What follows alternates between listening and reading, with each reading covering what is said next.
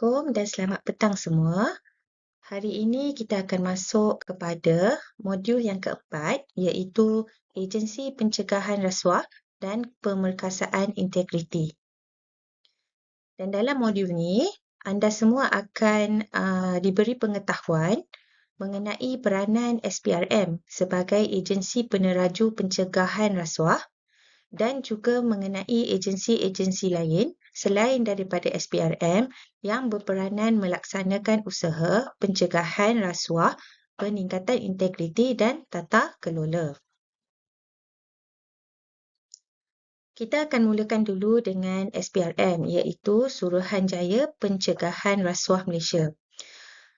Suruhanjaya Pencegahan Rasuah Malaysia ni merupakan agensi peneraju dalam usaha mencegah rasuah di negara ni. Basically, this is the main agency lah yang berperanan untuk mengendalikan kes-kes berkaitan dengan rasuah.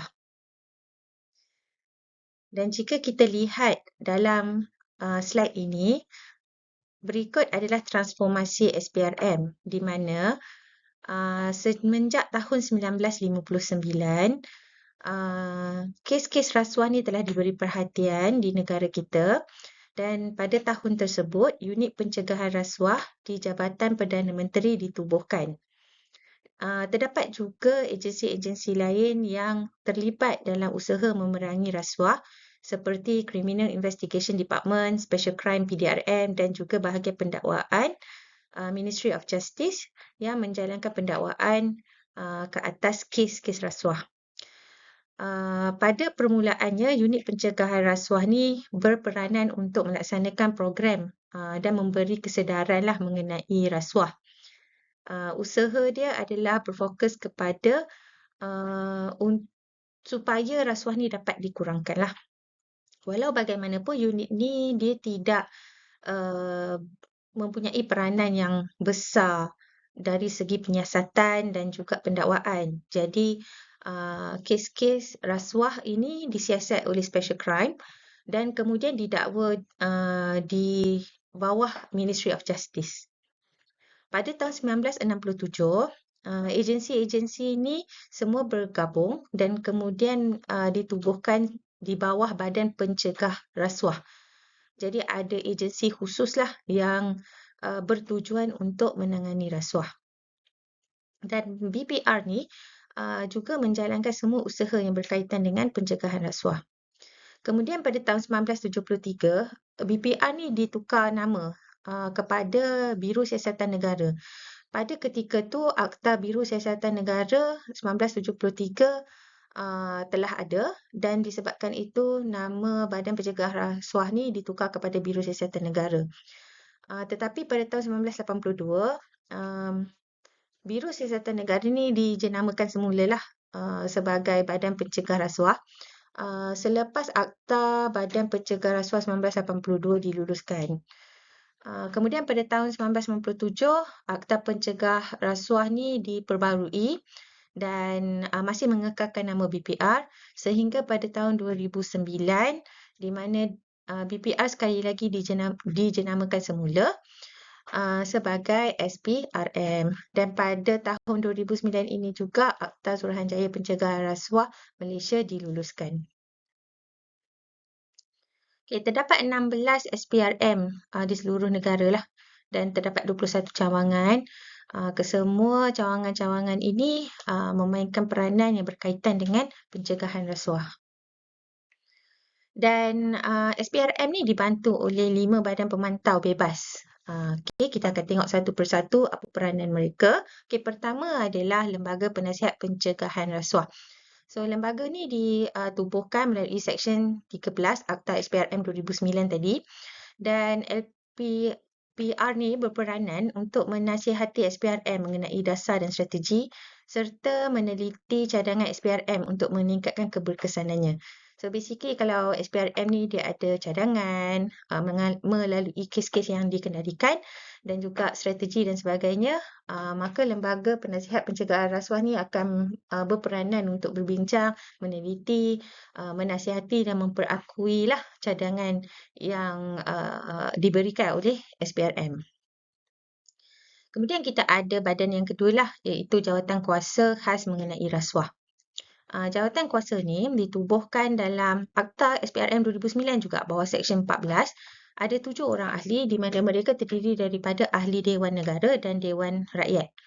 Mereka mewakili parti kerajaan dan pembangkang lah. Because we know rasuah ni dia berkait dengan, sometimes boleh berkait dengan politik jugalah. Jadi kena ada check and balance di mana ada kedua-dua belah pihak lah, pihak pembangkang dan juga pihak kerajaan. Sebab kalau hanya ada daripada pihak kerajaan misalnya, mungkin akan ada bias. Jadi untuk mengelakkan daripada bias tersebut, maka kedua-dua wakil parti akan adalah dalam jawatan kuasa tersebut. Dan JKMR ni, dia berperanan untuk menasihati Perdana Menteri berhubung dengan masalah rasuah di Malaysia dan memeriksa dan mendapatkan penjelasan SPRM lah buku-buku aktiviti yang dijalankan. So SPRM ni dia macam satu agensi je lah, okay? Tapi dia bantu ataupun dia dikawal oleh badan-badan tertentu ni, termasuk jawatan kuasa ni lah. Jadi apa-apa kes yang berkaitan dengan rasuah ni, JKMR ni akan menasihatkan Perdana Menteri lah berkaitan dengan masalah tersebut. Jadi Perdana Menteri akan mengetahui lah kes-kes yang penting lah yang mungkin wujud dalam negara pada ketika tu. Kemudian kita ada Jawatan Kuasa Aduan, juga di bawah Akta SPRM 2009, ni di bawah Seksyen 15. Jawatan kuasa ni ada 5 orang ahli lah dan tidak boleh lebih daripada 5 orang ahli, di mana Jawatan Kuasa Aduan ni berperanan untuk memantau SPRM dalam mengendalikan aduan mengenai salah laku, bukan kesalahan jenayah pegawai-pegawainya. Sebab kita tahu rasuah ni dia boleh berlaku di mana-mana. Okey, bukan sahaja di kalangan politik, bukan sahaja di kalangan orang biasa, tapi dia boleh jadi juga dalam kalangan anggota-anggota SPRM sendiri. Jadi kena ada satu jawatan kuasa lah yang memantau. Okey, sebab takut ada bias. Oh, sebab dia pegawai SPRM, jadi kes tutup misalnya. Jadi kita nak mengelak daripada perkara tu berlaku, maka adanya jawatan kuasa aduan. Kemudian mengenal pasti kelemahan dalam tata cara prosedur kerja SPRM dan seterusnya membuat sure untuk penambahbaikan. Kalau katakan ada tata cara yang mungkin ada kelemahan, maka jawatan kuasa aduan ni mereka menerima aduan dan kemudian mereka akan kenal pasti apa kelemahan dan juga menasihat SPRM ni lah untuk membuat penambahbaikan. Kemudian kita ada badan yang keempat, iaitu Panel Perundingan dan Pencegahan Rasuah. Jadi panel ni ditubuhkan secara pentadbiran lah, di mana panel berperanan untuk menasihatkan SPRM dari segi aktiviti pemeriksaan dan perundingan berkaitan amalan, sistem dan tata cara kerja di agensi awam dan swasta. Okey, dan pelaksanaan aktiviti pendidikan masyarakat. Ini lebih kepada sektor-sektor awam dan swasta lah. Sebab kita tahu rasuah ni kan boleh jadi juga dalam kalangan pekerja-pekerja awam dan juga pekerja swasta, especially kalau ia melibatkan tender dan sebagainya. Jadi panel ni lah yang akan menasihatkan SPRM dari aspek tersebut. Okey. Kemudian melaksanakan aktiviti pendidikan. This one lebih kepada ni lah, meningkatkan kesedaran lah, spreading the awareness lah berkaitan dengan rasuah di dalam kalangan masyarakat. Dan yang terakhir adalah panel penilai operasi, di mana panel ini berperanan untuk memantau serta memeriksa kertas siasatan dan keputusan yang dibuat oleh Timbalan Pendakwa Raya. Nanti kita akan tengok SPRM ni dia ada dia punya peranan, tetapi peranan dan skop kerja dia tu dia tidaklah sampai membolehkan dia mendakwa. Jadi dakwaan tu akan dibuat oleh Timbalan Pendakwa Raya lah. Okey, jadi panel ni dia akan memantau dan memeriksa kertas siasatan yang dibuat oleh Timbalan Pendakwa Raya dan juga menasihati dan memperakukan langkah-langkah untuk mempertingkatkan kualiti siasatan SPRM. Okey, kita akan tengok selepas ni peranan SPRM ya. Ini dia. Okey.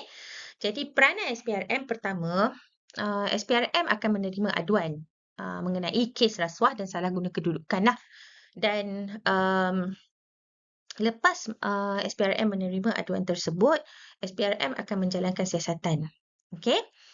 Dan selain daripada tu, SPRM juga menyediakan perkhidmatan perundingan dan nasihat untuk menambah baik sistem dan juga mendidik dan mendapatkan sokongan masyarakat lah dalam memerangi rasuah. So basically, dia ada beberapa peranan: menerima aduan, menjalankan siasatan, buat khidmat perundingan dan juga membuat program-program yang berkaitan dengan anti rasuah lah untuk meningkatkan kesedaran. Okey, tapi kalau kita tengok dekat sini, adanya pengasingan kuasa di mana apabila SPRM mendapat aduan dan maklumat, SPRM akan membuat siasatan sahaja. Pendakwaan akan dibuat di Jabatan Peguam Negara dan juga pengadilan ataupun keputusan akan dijalankan di mahkamah. Jadi SPRM ni basically dia akan terima aduan, dia akan buat siasatan. Sampai situ je lah. Kemudian dia akan serahkan kepada pihak pendakwaan. Itu reason dia lah kenapa SPRM tiada kuasa untuk mendakwa. Sebab limitasi kuasa ataupun batasan lah pengasingan kuasa tadi. Okay. Jadi kita boleh tengok dekat sini lah kalau kita ikutkan Law of Malaysia Federal Constitution, di mana peguam negara hendaklah mempunyai kuasa yang boleh dijalankan menurut budi bicaranya untuk memulakan, menjalankan atau memberhentikan apa-apa proceeding bagi sesuatu kesalahan lah. Okay. Dan proceeding tersebut akan proceeding rasuah lah akan dijalankan oleh pendakwa. Okay. Okay, jadi kita tengok apa strategi SPRM dalam mencegah rasuah. Okay, so SPRM ni dia ada 3 strategi lah. Pertama, penguatkuasaan. Yang kedua, pencegahan. Dan yang ketiga, melalui pendidikan. Okay. Kalau penguasaan biasanya dia akan, contoh dia menerima aduan tadi kan, dia akan mengesan dan menyiasat kesalahan rasuah tu. Bila dia menerima aduan, first kali SPRM kena pasti adakah aduan tersebut betul-betul relevan ataupun betul-betul kukuh lah. Bukan main sebarang je. Jadi, bila dia dah dapat mengesan, dia kena menyiasat. Hasil siasatan tersebut tu baru dia boleh serahkan kepada Timbalan Pendakwa Raya. Okay. Saya ada letakkan video lah di e-lib untuk you guys tengok lah nanti. Ada beberapa video yang berkaitan dengan penguatkuasaan. Contoh dia ada kes-kes yang berjaya disiasat oleh SPRM, bekas pembantu menteri misalnya yang terlibat dalam rasuah. Itu dah menunjukkan siasatan dah dijalankan dan ada bukti lah yang menunjukkan berlakunya rasuah. Jadi bila dah ada bukti yang cukup, dan undi diserahkan kepada pendakwa raya untuk didakwa di mahkamah. Okay. So basically inilah aktiviti siasatan SPRM sepanjang tahun 2018 hingga 2022. Kalau kita tengok dekat sini kan, daripada maklumat tu maksud dia aduan lah yang dapat. Okay. Kemudian kita tengok kat sini bila masuk pada kertas siasatan, bilangan dia tak sebanyak maklumat tu tadilah. Okay. Maksudnya kes-kes siasatan tu dijalankan mungkin banyak lah kan. Jadi kertas siasatan pun taklah sebanyak maklumat tersebut. Dan tangkapan kemudian dibuat lah. Dan lepas tangkapan, sometimes bila buat tangkapan ada soal jawab semua, dia tak ada cukup bukti. Jadi dia tak boleh dituduh lah di mahkamah. Okay. Jadi kes-kes yang dituduh di mahkamah kemudian akan dibicarakan dan barulah kes tersebut akan ditentukanlah adakah individu tersebut disabit kesalahan ataupun tidak. So kita tengok yang latest one tahun 2022 ada 6,000 maklumat. Tapi hanya ada kertas siasatan yang dijalankan hanyalah 820. Kemungkinan kadang-kadang maklumat tu kita terima tapi tak cukup bukti dan sebagainya. Jadi kertas siasatan tu tak dapat nak selesai lah. Okay. Kemudian tangkapan dibuat sebanyak 909. Di mana daripada 900 ni hanya 390 dituduh di mahkamah. Dan kemudian disabit kesalahan 255. So tak semualah kalau katakan you bagi information kan, dia ada banyak prosedur lah untuk dijalankan tu. Kalau katakan tak cukup bukti memang takkan dapat proceed lah. Okay, contohnya macam ni kan, kita tengok skandal 1MDB ataupun SRC International. Ni adalah kes-kes yang dituduh di mahkamah lah. Okay, ada certain cases sebab skandal 1MDB ni dia banyak kes kan. Jadi ada certain cases tu dah disabit kesalahan, ada yang masih belum lah. Masih dalam siasatan lah. Jadi selagi tidak didapati bersalah, kita pun tak boleh nak kata dia bersalah lah. Okey, kemudian contoh dia skandal air Sabah. Ni antaranya lah kes-kes yang didakwa di mahkamah. Kita tengok kat sini 4 individu didakwa di mahkamah atas kesalahan pengumpulan wang haram di bawah uh, MLAF ni lah. MLAF Puah 2001. Ni pun antaranya lah pemain T-Team yang mengaku terima rasuah. So ni adalah kes-kes yang melibatkan di bawah siasatan lah. Okey, kemudian kita masuk strategi yang kedua iaitu strategi pencegahan. Jadi selain daripada apa yang dah berlaku, mereka buat siasatan, buat pendakwaan dan sebagainya, strategi yang lain adalah pencegahan. Okey, jadi pencegahan ni basically bertumpu kepada before terjadinya rasuah ni kita cegah dulu. Okey. So antaranya mengesan risiko rasuah. Mungkin ada prosedur-prosedur ataupun amalan tertentu yang mungkin akan membuka ruang kepada rasuah. Jadi pihak SPRM akan mengesan dan akan menasihatkan sistem tersebut ditambah baik dan juga menasihati memberi nasihatlah untuk menutup ruang dan peluang rasuah. Okey, contohnya pengurusan skim penstabilan harga minyak, masak. Okey, kita tahu kan ada yang nanti beli murah, jual mahal walaupun harga telah ditetapkan. Okey, ataupun dia ada stok minyak, lepas tu dia tak nak berikan kepada pihak yang sepatutnya. Okay, ada certain pihak je yang dapat. So, if you pay me certain amount of money, I will give you the stock. Misalnya, tu rasuah lah. Okay, jadi untuk elakkan perkara ni berlaku, mereka ada buat pengurusan skim penstabilan harga minyak. Jadi mana-mana pun harga minyak mesti kena sama. Untuk elakkan daripada rasuah lah. Okay.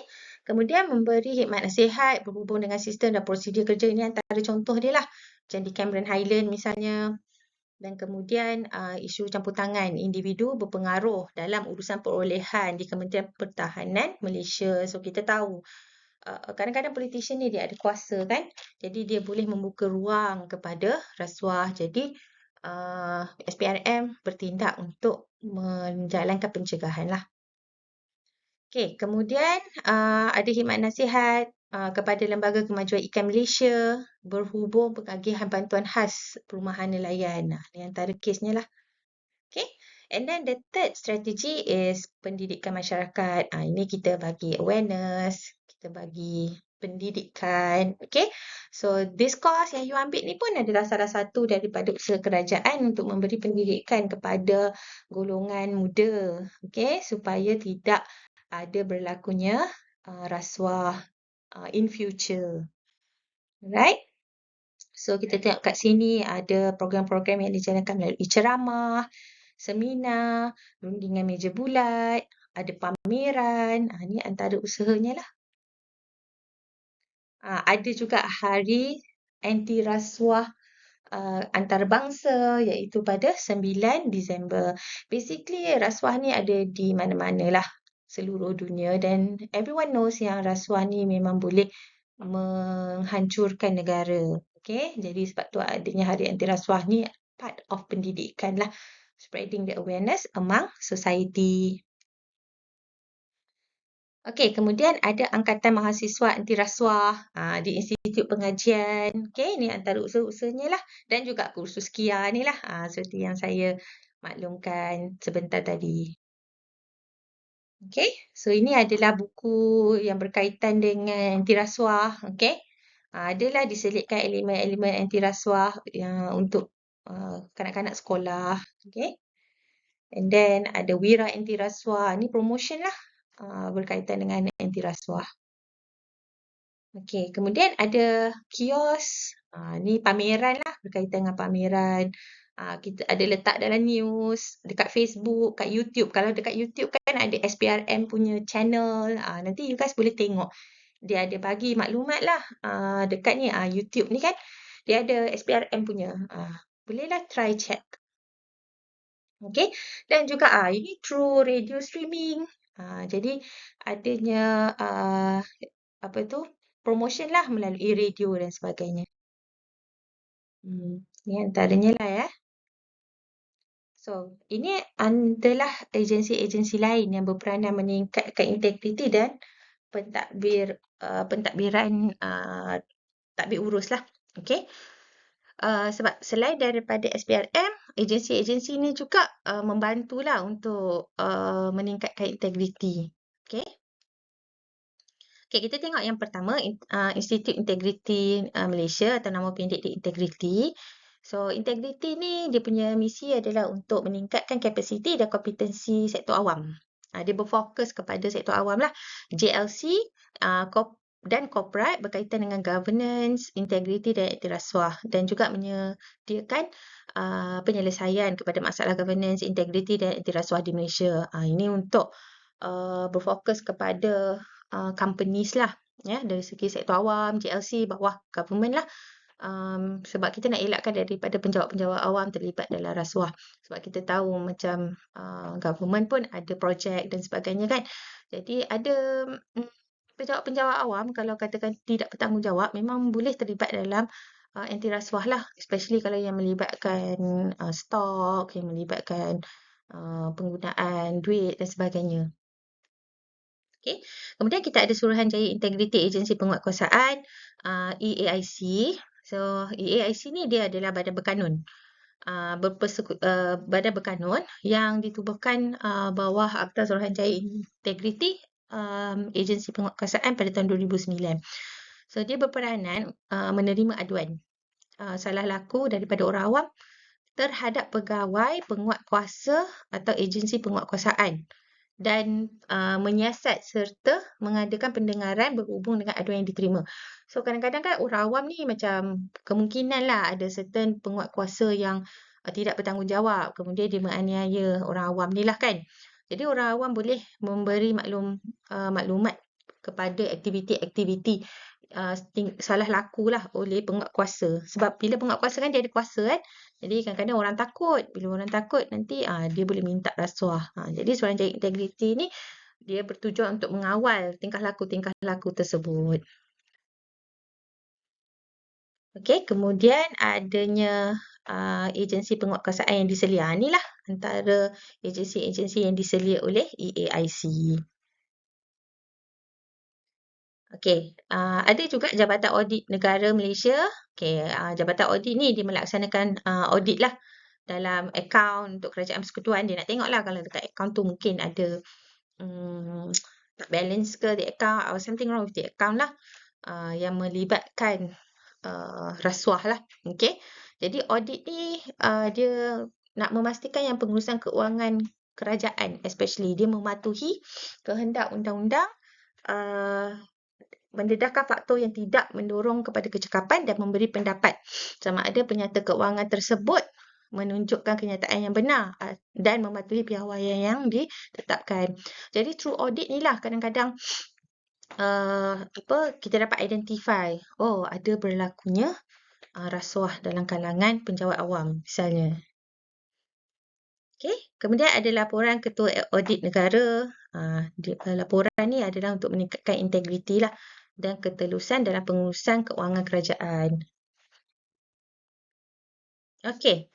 So, untuk aktiviti hari ni saya dah letak di e-lip di mana ada 2 aktiviti tapi saya pilih aktiviti yang kedua sajalah. Okay, in your group you boleh discuss dengan your group members untuk membuat peta minda, mind map lah berkenaan dengan agensi-agensi yang berperanan dalam meningkatkan integriti dan tata kelola. Okay, so dekat dalam e-lip tu dia ada video, so you can watch the video. Dalam masa yang sama juga, you boleh buat aktiviti dalam e-lip tu lah. So you have to discuss with your group members lah untuk membuat aktiviti ini. Okay. So, itu sahaja untuk kali ini. Boleh proceed dengan perbincangan dengan ahli kumpulan dan boleh upload lah your mind map di e-lip ya. Okay, terima kasih. Assalamualaikum dan selamat petang.